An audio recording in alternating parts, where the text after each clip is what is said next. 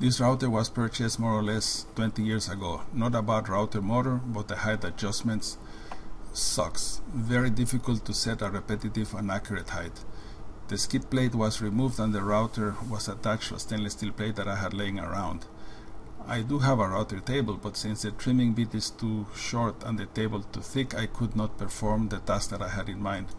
A few pieces of scrap wood were cut and attached to the stainless steel plate to generate a small router table. The stainless steel is an 1/8 of an inch thick, 8.5 inches wide and 11 inches long.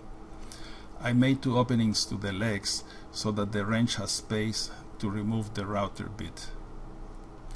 2 patterns were cut to the same shape on the bandsaw. One was used as a template after the drum sanding it all around. Here we have the template on top and one oversized copy below.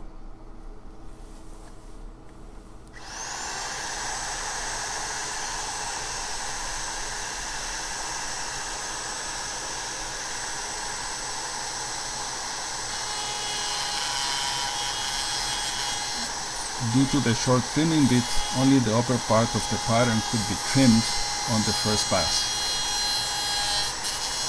The bit bearing allows only a short cutting depth before the shaft makes contact with the pattern, to be trimmed on the lower half.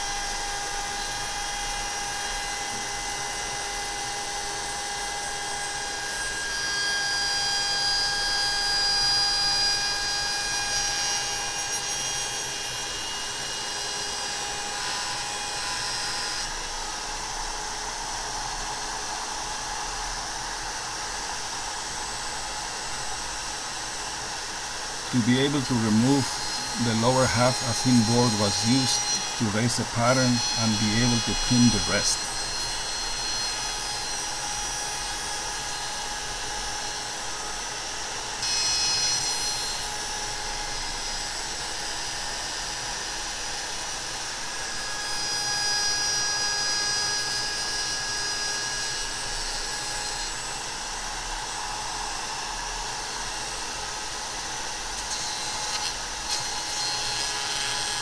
A second pass is required so that the bit bearing makes the right contact with the pattern template.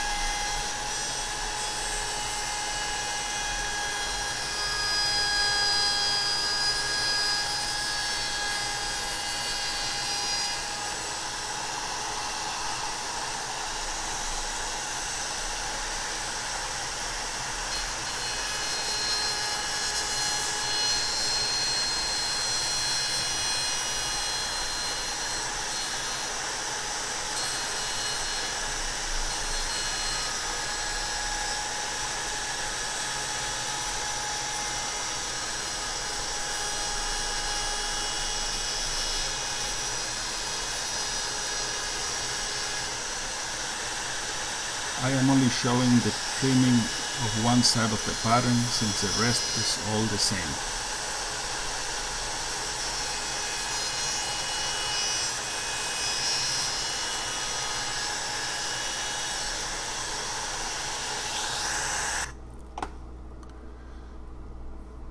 Now template and copy are identical. Once 4 additional patterns were cut, glued, drum sanded and 5 coats of polyurethane were applied, the headphone stand was branded with a hot iron pattern. The final product is shown with a set of phones, the second set of headphones, and a third set of headphones.